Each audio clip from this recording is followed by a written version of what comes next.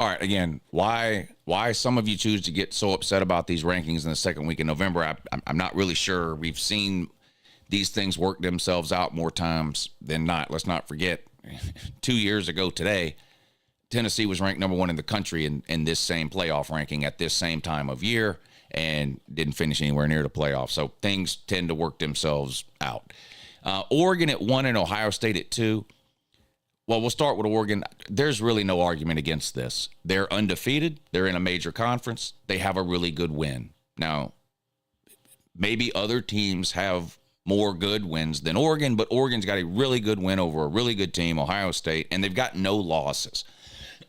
They passed the eye test. They passed the paper test in terms of the talent that you know is on the team. It's really hard to argue right now to have anyone other than Oregon number 1. Now, Ohio State at 2, Texas at 3, Penn State at 4, Indiana at 5, BYU at 6 even. There's not a lot of good wins there in that group of teams. Ohio State has a win against Penn State. I think that's a good win. They went on the road and beat Penn State by a touchdown. They didn't give up a single offensive touchdown in that game. Ohio State didn't. I think that's a good win. A lot of college football fans, I think, disagree because they have such a low opinion of James Franklin and Penn State for reasons unknown. But to me, that's a good win for Ohio State. And again, their only loss is probably the best loss in the country, a 1-point loss on the road at Oregon. So it makes sense to me to have Ohio State too. I've got no issue with that. Now, I don't have an issue with these next set of teams either, but I can understand some of the arguments people are making. Let's start with Texas at number 3. What's their best win? What's their best win? Look, when you start evaluating teams with the same or similar record, these are things you need to look at. If they have a loss, who was the loss to, right? In Texas' case, the loss was to a good team. Maybe not a great team. We'll see about Georgia. But the loss was to at least a good team. But what's their best win? Vandy by 3. Vandy by 3. In other words, they don't have a good win. Okay? Penn State, what's their best win? Now, their loss is a quote-unquote good loss to Ohio State at home. And they only have that one loss. But where's their good win? What do you think is more important? And I'm seriously asking because different people are going to have different answers here. What is more important? Let's say you've got a bunch of teams that are 8-1, which you do. We do have a bunch of teams that are 8-1. What is more important to you? Who that one loss is to, or who those 8 wins are against? And this isn't an easy question to answer. The playoff committee clearly values who you lost to more than who you beat when it comes to teams with the same or similar record. What do I mean by that? Texas and Penn State at 3 and 4. There's not a good win between the two of them. But both of their losses are what people would consider good losses. Okay? Now, the next 2 teams are undefeated, so let's skip past them for a second, and let's go to Tennessee at 8-1. Tennessee's got multiple wins that are better than anything Texas or Penn State has. That's just a fact. They do. They've got a win against Bama. They've got a win on the road at Oklahoma, a blowout win against NC State. Tennessee's win over Mississippi State is as good as any win Texas or Penn State has. So what's the difference? No, and Tennessee's got a better win because they beat Bama. So everyone agrees, right? Tennessee's got a better win than anything Penn State or Texas has. I think we can all agree on that. Okay, so why is Tennessee at 8-1 ranked 7 and Texas at 8-1 is ranked 3 and Penn State at 4? Why? Well, it's pretty obvious. The committee is valuing Texas and Penn State's good loss more than they are valuing Tennessee's good win against Bama. Who's Tennessee's loss to? Arkansas. It's a worse loss than Texas or Penn State. So do I agree that Texas and Penn State should be ranked higher than Tennessee? Do I think that Texas and Penn State are better teams than Tennessee? Well, those are two different questions. I will tell you this. There's 13 people on the committee. I bet you there are some people on that committee who rank Tennessee higher than Texas and higher than Penn State. People who value wins over good losses. Obviously, though, there were more people on that 13-team committee who chose to separate Texas and Tennessee based on who they lost to rather than who they beat. There's no right or wrong answer. It's two different approaches to evaluating teams with the same record that haven't played each other. In this case, Tennessee and then Texas and Penn State. You can make a case to have Tennessee at 3. And like I said, I bet you there are people on that committee who had Tennessee ahead of Penn State and Texas for that reason. Obviously, there were more people on the committee who looked at it the other way around. So while I don't necessarily have a problem with Texas and Penn State being ahead of Tennessee, I don't necessarily agree that that's the best way to evaluate a team and where they should be ranked. Again, knowing that there's no right or wrong answer. Different people are going to evaluate that different ways. On to Indiana and BYU. I get it. Neither one of these teams has played anything close to a schedule like Tennessee, Bama, Ole Miss, Georgia. Even Oregon and Ohio State have played way tougher schedules to this point than Indiana and BYU. I completely agree. Do I think that Indiana and BYU, who are ranked 5 and 6, do I think either one of those teams is better than Tennessee? No. Do I think either one of those teams is better than Notre Dame? No.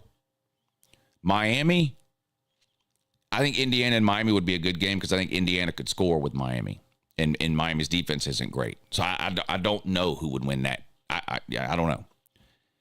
Alabama, I think, would beat them both. Ole Miss, I think, would beat them both. I think Georgia against either of those two teams, Indiana and BYU, would be a good game. So, no, I don't think that Indiana and BYU are just 100% better than everyone ranked behind them, period, no matter what. However, we might as well not play the games if the record isn't going to matter at all. The record has to matter some. Now, it can't and shouldn't be all that matters. And it's not. Or else Indiana and BYU would be ranked 2 and 3. Right?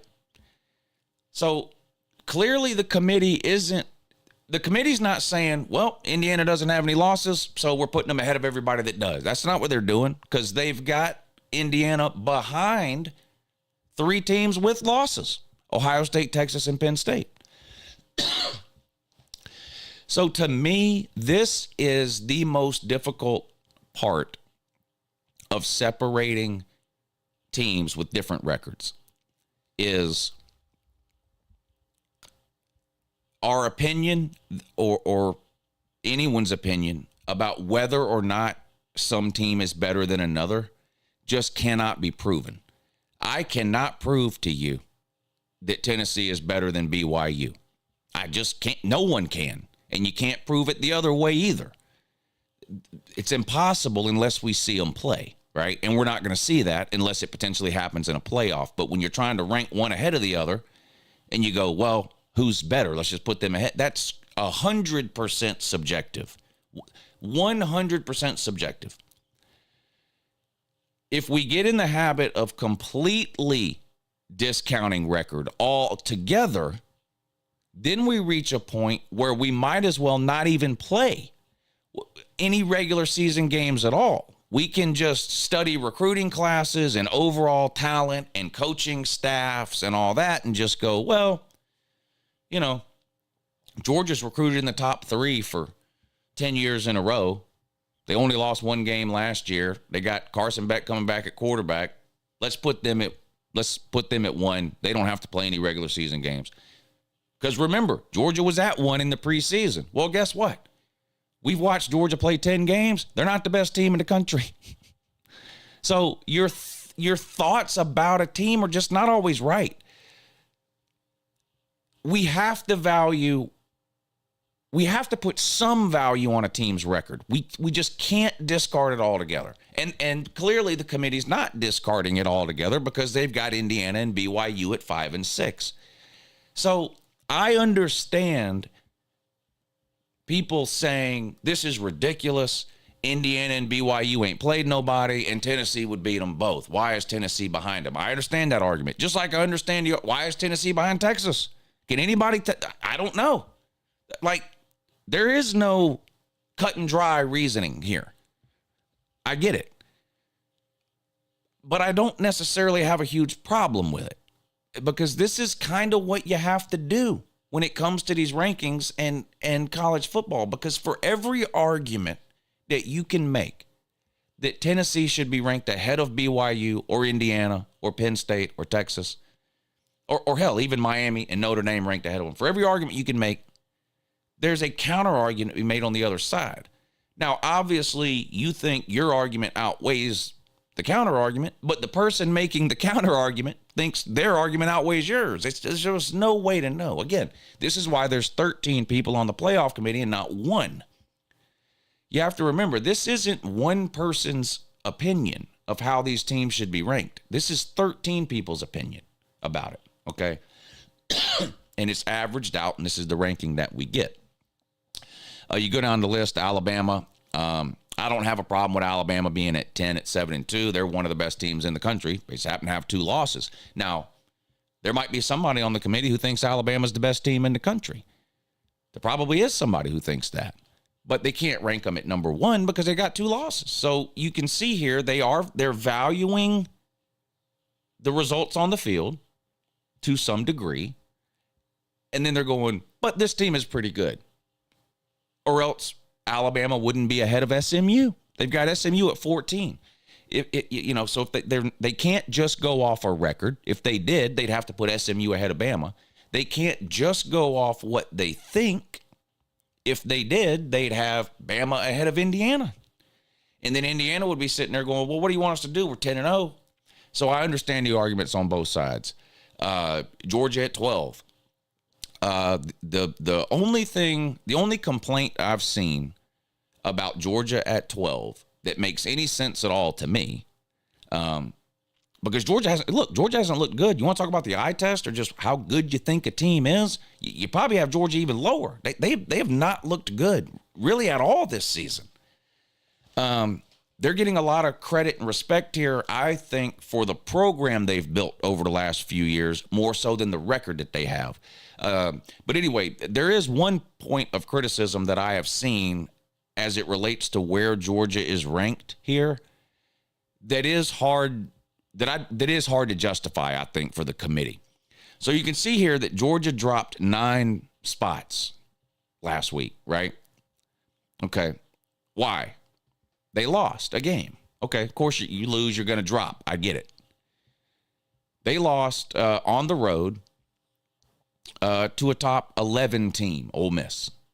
All right. Miami also lost last week.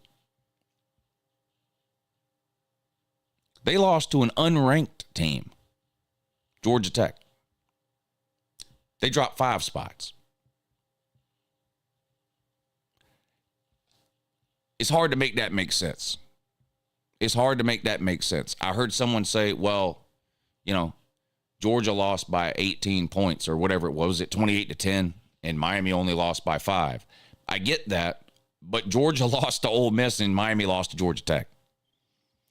And so Georgia, who lost to the better team, dropped 9 spots. Miami, who lost to a pretty average team, Georgia Tech, they're about they're a 500 team, only dropped 5 spots.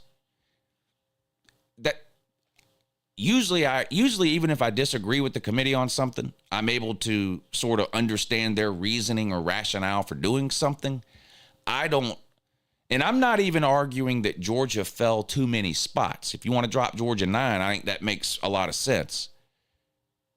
But only dropping Miami 5, because you can make the argument they were overrated to start with, so there might be some overcorrection needed there. Maybe Miami needs to be behind Alabama and Ole Miss. Maybe they need to be behind Georgia. But I think they definitely need to be behind Alabama and Ole Miss. Maybe it should be Georgia 12, Miami 11, then Ole Miss, Bama, Notre Dame, Tennessee. So anyway, most of this stuff is going to work itself out. Georgia fans, of course, are beside themselves. Oh my God, Georgia is the first one out of the playoffs. And blah, blah. Look, if Georgia wins their next 3 games, they're in the playoffs. If Georgia doesn't win their next 3 games, they're not. And guess what? If they don't win their next 3 games, they don't deserve to be in. Not a 9-3 Georgia team that has played as poorly as we've seen them play for the majority of the year would not deserve to get into a 12-team playoff. So if Georgia wants to get in, and they do, then all they got to do is go out and win their next 3 games, which they will be big favorites in all 3. They're favored by 10 against Tennessee this week. They'll be favored by 17 or something against Georgia Tech at the end of the year. And then they play an elementary school or something in between there where they'll be a 40-point favorite. All Georgia's got to do is win 3 games. They're big favorites in all 3. That's all they got to do. If you really think Georgia's a playoff team, they'll win all 3 of those games. And they'll get in at 10-2. I promise. There's no way a 10-2 Georgia team with the schedule that they have and the wins that they would have would get left out. You got to remember, if Georgia wins out, they're going to have wins over a top 10 Tennessee team, a top 10 Texas team, and a top 20 Clemson team. They're not going to get left out. So relax, calm down. Most of this stuff will work itself out. Appreciate you watching. This was way too long, and have a good morning.